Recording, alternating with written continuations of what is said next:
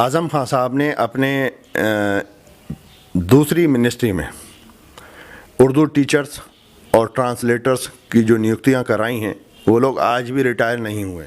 अखिलेश यादव हिंदू हैं, कृष्ण जी के भक्त हैं। हम मुसलमान होने के बाद उनको अपना लीडर मानते हैं, तो हिंदू साहिबान को भी उनको अपना लीडर इसलिए मान लेना। अब भी मुझे पूरी उम्मीद है, क्योंकि समाजवादी पार्टी की लहर है।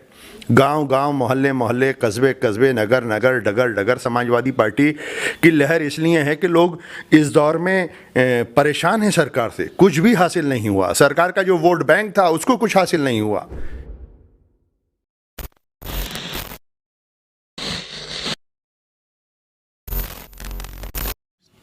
आदाब, नमस्कार। आप देख रहे हैं द पब्लिक व्यू। मैं हूं मोहम्मद शाहरुख। आज हम आज़म खां के गढ़ यानी कि रामपुर के अंदर हैं। समाजवादी पार्टी का यहां से डंका बजता है और आज़म खां लगभग 2 साल से जेल के अंदर हैं।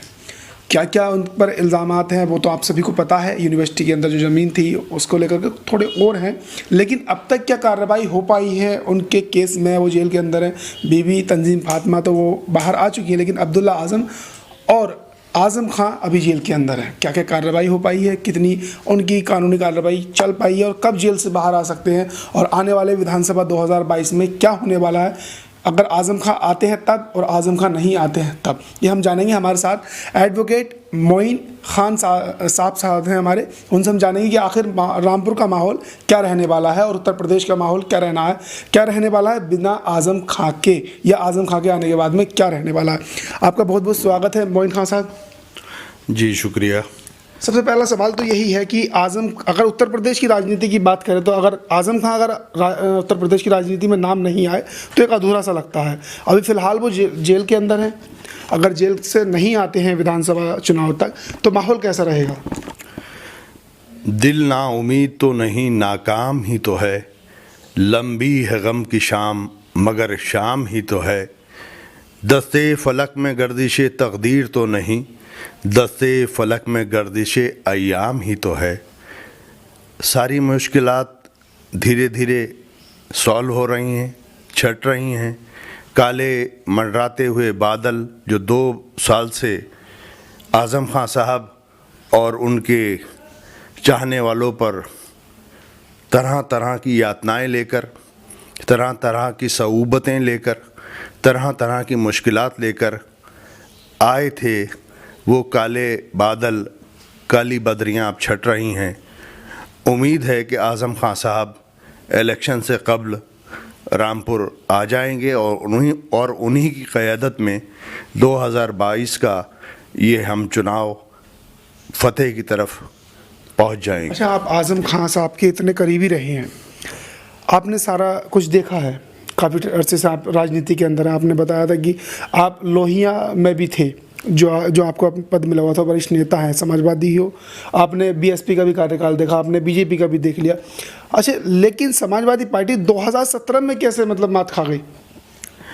2017 में समाजवादी पार्टी इसलिए पीछे रह गई कि हिंदुस्तान के सबसे बड़े सूबे उत्तर प्रदेश में भी फ़िरका परस्ती की एक हवा चली हुई थी और नादान लोग फ़िरका परस्ती की उस हवा में, उस सैलाब में, उस बाढ़ में बह गए और अंजाम उनके और हमारे सामने है। विपदाएं, त्रासदियाँ, परेशानियाँ, बेरोज़गारियाँ और तरह तरह की वो मुश्किलात जो आज़ाद हिंदुस्तान में आज तक नहीं आईं, बीजेपी के इस कार्यकाल में वो परेशानियाँ, दुश्वारियाँ और वो कठिन राहें हर इंसान को परेशान करती रहीं। भारतीय जनता पार्टी का नारा हिंदुत्व का नारा, जिस नारे ने बेरोज़गारी के मुद्दे को पीछे छोड़ दिया, जिस नारे ने अखिलेश यादव जी के उस विकास को पीछे छोड़ दिया जो कि आज़ाद हिंदुस्तान में सबसे बड़ा अगर किसी ने किसी सूबे में विकास कराया तो अखिलेश यादव जी ने कराया। विडंबना और त्रासदी इस बात की है कि कोई भी समुदाय जब अपने मेन मुद्दों से हटकर धार्मिक मुद्दों की तरफ चला जाता है, यानी कथित धार्मिक मुद्दों की तरफ, तो उसका नतीजा ये होता है कि विकास के बदले में विनाश ही लोगों का मुकद्दर बन जाता है। और पिछले 4.5 पौने 5 साल में आपने देखा कि किस तरह से उत्तर प्रदेश तरक्की की बजाय तनज़्ज़ुली की तरफ को बढ़ा, और लोगों को जो उम्मीदें थीं समाजवादी पार्टी के सरकार में आ जाने के बाद कि हमारा विकास होगा, नौजवान के हाथ में रोज़गार होगा, स्टूडेंट्स का रोशन मुस्तकबिल होगा, किसान को उर्वरक सही समय पर और उचित दामों पर मिलेगी, ऐसा कुछ भी नहीं हुआ। आप कह रहे हैं कि बेरोजगारी हो गई, महंगाई हो गई, लेकिन देश के प्रधानमंत्री उत्तर प्रदेश में आते हैं और वो कहते हैं उत्तर प्रदेश योगी आदित्यनाथ के कार्यकाल में नंबर 1 बन गया। आप कह रहे हैं बेरोजगारी हो गई और 4.5 लाख के पोस्टर भी लगे हैं, 4.5 लाख युवाओं को रोजगार दिया गया है। वज़ीर आज़म साहब के बयानात और उनके बयानात के रद्द अमल में जो विपक्ष के नेताओं के बयानात आते हैं वो आप और हम सभी देखते हैं। वज़ीर आज़म साहब ने जो घोषणाएं करी उत्तर प्रदेश के संदर्भ में कि 4.5 लाख लोगों को रोज़गार मिल गया, 4.5 लोगों को कहाँ रोज़गार मिला है? कहीं रोज़गार नहीं मिला है 4.5 लाख लोगों को। मैं मानता हूं कि उत्तर प्रदेश में शायद 10-20 हज़ार लोगों को भी रोज़गार नहीं मिला होगा सब। अच्छा, एक चीज़ और है, जब आपकी सब पार्टी का कार्यकाल था, समाजवादी का कार्यकाल था 2012 से 2017 तक, देश के गृह मंत्री जो इस वक्त हैं अमित शाह, वो कहते हैं कि गुंडागर्दी बहुत थी। अब अगर हम दूरबीन लगाकर भी देखें तो गुंडा हमें दूर से दूर तक दिखाई नहीं देता है, जो कि वो अपनी सरकार की बहुत बड़ी उपलब्धि मान रहे हैं कि हमने गुंडाराज ख़त्म कर दिया। जनता उन्हें वोट करने के लिए कह रही है। कौन कह रहा है? देश के गृह मंत्री अमित शाह। गुंडाराज ख़त्म करने की बात वो तो खुद एक ज़माने तक गुजरात से तड़ी पार रहे और किन किन मामलात में रहे ये वजाहत करने की ज़रूरत नहीं है। ऐसे लोगों को जब इख्तिदार मिलता है तो देश का भला नहीं होता है, देश का विनाश होता है। आज के संदर्भ में मैं ये कहना चाहूँगा कि सेकुलरिज़म का जो ख्वाब हमारे नेताओं ने, पंडित जवाहरलाल नेहरू जी ने, राम मनोहर लोहिया साहब ने, चौधरी चरण सिंह ने और दीगर लीडरान ने देखा था, वो ख्वाब जब से कमज़ोर पड़ा है, जब से भारतीय जनता पार्टी का सियासी वजूद मजबूत हुआ है। भारतीय जनता पार्टी ने नफ़रत की राजनीति हिंदुस्तान के कोने कोने तक पहुंचाने का काम किया है और उससे उत्तर प्रदेश भी अछूता नहीं रहा। लोगों को बहुत नुकसान हुआ। नफ़रत की राजनीति कर तो ली, सरकारें तो बना ली, और अब भी मुझे पूरी उम्मीद है, क्योंकि समाजवादी पार्टी की लहर है। गांव गांव, मोहल्ले मोहल्ले, कस्बे कस्बे, नगर नगर, डगर डगर समाजवादी पार्टी की लहर इसलिए है कि लोग इस दौर में परेशान हैं सरकार से। कुछ भी हासिल नहीं हुआ। सरकार का जो वोट बैंक था उसको कुछ हासिल नहीं हुआ। हम तो हर तरफ से तनज़्ज़ुली का शिकार आज़ाद हिंदुस्तान में होते चले आ ही रहे हैं। हमें तो कोई उमंग ही नहीं है। हम तो लेबर क्लास लोग हैं, हमारा कोई सपना नहीं बाकी रहा है। लेकिन जो उनका वोट बैंक था, उस वोट बैंक को भी ना रोज़गार मिला, ना अच्छी शिक्षा मिली, ना तरक्की मिली, कुछ भी नहीं मिला। अब बहुसंख्यक वर्ग को भी ये ख़ास तौर पर सोचना चाहिए कि वो धार्मिक उन्माद से बाहर निकलें, फ़िरका परस्ती के माहौल से बाहर निकलें। अखिलेश यादव भी तो हिंदू हैं। अखिलेश यादव हिंदू हैं, कृष्ण जी के भक्त हैं। हम मुसलमान होने के बाद उनको अपना लीडर मानते हैं, तो हिंदू साहिबान को भी उनको अपना लीडर इसलिए मान लेना चाहिए कि अखिलेश यादव सबको साथ लेकर चलना चाहते हैं। हिंदू, मुस्लिम, सिख, ईसाई एक गुलदस्ता है, और उस गुलदस्ते में किसी एक फूल को भी आप कम कर दें तो गुलदस्ते की महक में ज़रूर कमी आएगी। और सही कहा है कि हिंदू और मुसलमान, हिंदी और उर्दू, इस मुल्क की 2 आँखें हैं। एक आँख को आप काना कर दें तो दुल्हन खूबसूरत नहीं रहेगी। आप कह रहे हैं जब से भारतीय जनता पार्टी अपने इख्तियार यानी कि 2014 में सत्ता में आई, तब से लोकतंत्र पर थोड़ी आँच आने लगी। लेकिन एक बहुत बड़ी और बहुत अच्छी एक्ट्रेस है कंगना रनौत, वो तो कहती हैं 2014 के बाद में देश को आज़ादी मिली है। आप कुछ और बता रहे हैं। कंगना रनौत क्या कहती हैं, ये तो किसी स्विमिंग पूल के उस स्विमर से पूछा जाए जिनके साथ में वो स्विमिंग करती हैं। उनके बारे में मैं कुछ ज़्यादा नहीं कह सकता। ऐसे लोग अपनी झूठी सुर्खियां बटोरने के लिए इस तरह की बात करते हैं।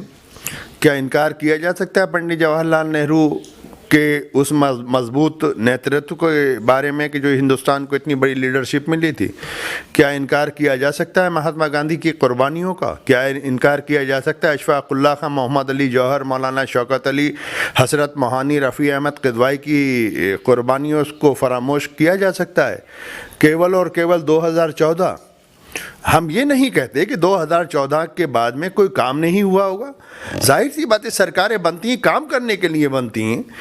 वज़ीर आज़म साहब ने काम अगर किए तो कोई बड़ा एहसान नहीं है, लेकिन वो काम कुछ खुसूसी तबकात के लिए किए गए हैं। उद्योगपतियों को और ज़्यादा मजबूत किया गया है, आम आवाम के लिए। उद्योगपतियों के लिए जो सड़क पर किसान बैठे थे, आपकी पार्टी और कुछ लोग कहते थे, ज़्यादातर लोग कहते थे कि मोदी गवर्नमेंट व्यापारी के हाथ में है, किसान उन्हीं के हाथ से बनाए। किसान बिल जो थे वो संसद में नहीं बल्कि उनके घर पर बने हुए, अब उन्होंने वापस ले लिए, तो अब कहाँ से उनके हाथ में? ये तो वज़ीर आज़म साहब का कदम बिल्कुल इसी तरह का है कि हम घर में अपने छोटे बच्चों को खूब मारें पीटें और कल को उसको स्कूल जाने के लिए छुट्टी देते हैं, वो खुश हो जाएगा। ऐसे थोड़ी होता है। अच्छा, महंगाई की बात कर रहे हैं आप। महंगाई में भी पेट्रोल पे 12 रुपये उन्होंने कम कर दिए। 12 रुपये बढ़ाए क्यों थे? 12 रुपये बढ़ाए क्यों थे जो कम करने की ज़रूरत पड़ी? 48 रुपये बढ़ा दिए, उसमें से 12 रुपये कम कर दिए। बताइए कितने भोली भाली जनता के साथ में ये लोग धोखा कर रहे हैं। आज आज़म खां साहब जैसी लीडरशिप को लोग याद कर रहे हैं, इसलिए याद कर रहे हैं कि आज़म खां साहब का दामन फ़िरका परस्त ताकतों ने भी कभी ये इल्ज़ाम नहीं लगाया कि आज़म खान ने किसी एक वर्ग की बात करी। रामपुर में विकास हुआ, सबका विकास हुआ। रामपुर में जो लोग जिनके पास साइकिल मैसर नहीं थी वो कारों में घूम रहे हैं, और आज़म खान साहब की मोहब्बतों का ही ये सिला है। में कहा हैदराबाद से हसदुन ओवैसी आ रहे हैं, वो तो ये कह रहे हैं कि मुस्लिम को रिक्शा दिया और यादवों को नौकरी दी। कहाँ का रहे आ गई इसमें? आज़म खान साहब ने अपने दूसरी मिनिस्ट्री में उर्दू टीचर्स और ट्रांसलेटर्स की जो नियुक्तियां कराई हैं, वो लोग आज भी रिटायर नहीं हुए हैं। 3-3.5 हज़ार लोगों को मुलाजिम रखा गया था। अब आज़म खान साहब ने इतनी बड़ी यूनिवर्सिटी बना दी। जो रिक्शा चालकों की बात ओवैसी साहब कर रहे हैं, उन रिक्शा चालकों के बच्चों को आज़म खान ने इंजीनियर बनाने का काम किया है, डॉक्टर भी बनाने का काम कर रहे हैं, लेकिन वो मेडिकल कॉलेज सियासत की नज़र हो गया। आज़म खान साहब एक अज़्म हैं, एक संकल्प हैं, और आज़म खान साहब आज़ाद हिंदुस्तान का एक ऐसा चेहरा है कि जिनकी शक्ल में हर मज़लूम आदमी अपने पास एक पहाड़ जैसी ताकत महसूस करता है जब आज़म खान का शफ़क़त का हाथ उसके सर पर फेर होता है। एक आम इंसान जो आज़म खां को पहाड़ जैसी ताकत अपने पास रखता है, लेकिन जिस पार्टी में वो पहाड़ है वो कहीं ना कहीं देखने के लिए ज़्यादातर ये मिल रहा है, लोग भी इस चीज़ से ज़्यादातर नाराज़ हैं। वोटर कहते हैं कि आज़म खां के लिए जो समाजवादी पार्टी को आवाज़ उठानी चाहिए थी, वो कहीं ना कहीं आवाज़ दबी हुई है। देखिए, लोग क्या कहते हैं मुझे नहीं मालूम, लेकिन मुझे इतना ज़रूर मालूम है कि समाजवादी पार्टी, उसके नेता अखिलेश यादव जी पूरी तरह से आज़म खान साहब के साथ हैं, और वो उनकी रणनीति, हिकमत अमली या स्ट्रेटजी है कि वो किस तरह से उनकी मदद कर रहे हैं। बिल्कुल पूरी पार्टी आज़म खान के साथ है, मदद कर रही है। पूरी पार्टी उनके साथ है और मदद कर रही है। और अबू आसिम आज़मी को वही लोग हम लगातार कवर करते हैं, ज़्यादातर लोग कह रहे हैं कि आज़म खां की जगह अबू आसिम आज़मी को महाराष्ट्र से बुलाया गया है ताकि मुस्लिम लोग समाजवादी पार्टी को वोट करें। आज़म खां का तो विकल्प कोई दूसरा हो ही नहीं सकता, और मैं किसी दूसरे लीडर के बारे में कोई तनकीद नहीं करूँगा क्योंकि वो भी पार्टी के कार्यकर्ता हैं, मेरी कोई वक्फियत नहीं है। लेकिन आज़म खान साहब का विकल्प ना था, ना है, ना होगा। ना था, ना है, ना होगा। आपका बहुत बहुत शुक्रिया द पब्लिक व्यू की से बात करने के लिए। हमारे साथ थे एडवोकेट मोइन खान साहब, जो आज़म खां के बहुत ही करीबी हैं और ज़्यादातर जाते रहते हैं उनसे मिलने के लिए जेल के अंदर भी, और उनके ज़्यादातर ख़यालात रखते हैं, और जो बाहर का माहौल है वो आज़म खां साहब को बताते रहते हैं। क्योंकि हमारी ऑफ द कैमरा भी बात हुई थी, तो आज़म खां साहब की जिन्होंने जो तबीयत बताई तो वो गुड है, पहले से अच्छी है। और कह भी रहे थे कि हो सकता है कि यूपी चुनाव से पहले वो बाहर आ जाएं। आपको आपकी इस इंटरव्यू पर क्या पूरी राय है हमें कमेंट बॉक्स में ज़रूर बताएं और देखते रहिए द पब्लिक व्यू। शुक्रिया।